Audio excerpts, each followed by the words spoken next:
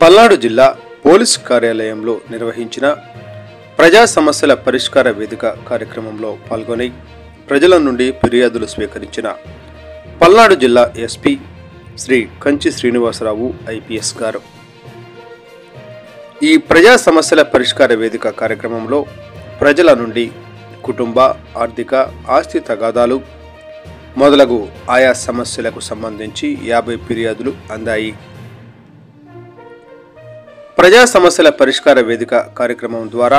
వచ్చిన ఫిర్యాదులకు మొదటి ప్రాధాన్యత ఇచ్చి త్వరితగతిన పరిష్కరించే విధంగా తక్షణ చర్యలు చేపట్టాలని, ప్రతి ఫిర్యాదుదారుని సమస్య పట్ల శ్రద్ధ వహించి నిర్ణీత గడువులోగా సదరు ఫిర్యాదులను పరిష్కరించడానికి కృషి చేయాలని ఎస్పీ గారు సూచించారు. పిడుగురాళ్ల పట్టణానికి చెందిన షేక్ మస్తానబీ పులుకూరి లక్ష్మి వద్ద చిట్టి వేసినట్లు సదరు చిట్టిపాట తాలూకా లక్ష్మి ₹1,00,000 ఇవ్వవలసి ఉండగా డబ్బులు ఇవ్వకుండా ఇబ్బంది పెడుతున్నట్లు, అంతేకాక ఫిర్యాది ₹4,00,000 ఇవ్వాలని బెదిరిస్తున్నట్లు, అందుకు గాను ఎస్పీ గారిని న్యాయం చేయవలసిందిగా అర్జీ ఇవ్వడం జరిగింది. నరసరావుపేటకు చెందిన మేకల సత్యవతి 1970 సంవత్సరంలో మాచర్ల పట్టణంలోని కోర్టు వెనుక వైపు ఉన్న 9 సెంట్లు స్థలాన్ని కొనుగోలు చేసి చుట్టూ ప్రహరీ నిర్మించినట్లు, అయితే 19/11/2024 తేదీన దానం బాబు సుబ్రహ్మణ్యం మొదలగు వారు ఫిర్యాదు స్థలాన్ని ఉన్న ప్రహరీని పడగొట్టిన విషయంపై ఫిర్యాదు శ్రీ ఎస్పీ గారిని కలిసి ఫిర్యాదు ఇవ్వడం జరిగింది. నరసరావుపేట వరవకట్టకు చెందిన నాజెండ్ల నాగసాయి రజని అనే ఆమెకు సుమారుగా 5 సంవత్సరాల క్రితం ఒంగోలు వాసికి ఇచ్చి వివాహం చేయగా ఫిర్యాదు 3 నెలల గర్భవతిగా ఉన్నప్పుడు భర్త చనిపోయినట్లు, ఆ సమయంలో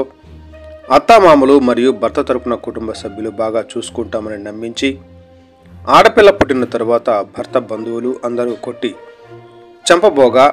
ఫిర్యాదు తల్లిదండ్రులు తమ వద్దకు తీసుకుని వచ్చినట్లు, కావున ఫిర్యాదు తగిన న్యాయం కొరకు ఎస్పీ గారిని కలిసి అర్జీ ఇవ్వటం జరిగింది. వినుకొండ పట్టణానికి చెందిన ఆవుల ఇందిరాదేవి 15/3/2024 తేదీన ఒంగోలు వెలుటకు గాను వినుకొండ బస్టాండులో ఒంగోలు బస్సు ఎక్కినట్లు, శివయ్య స్తూపం వద్ద ఒక అమ్మాయి అబ్బాయి బస్సు ఎక్కి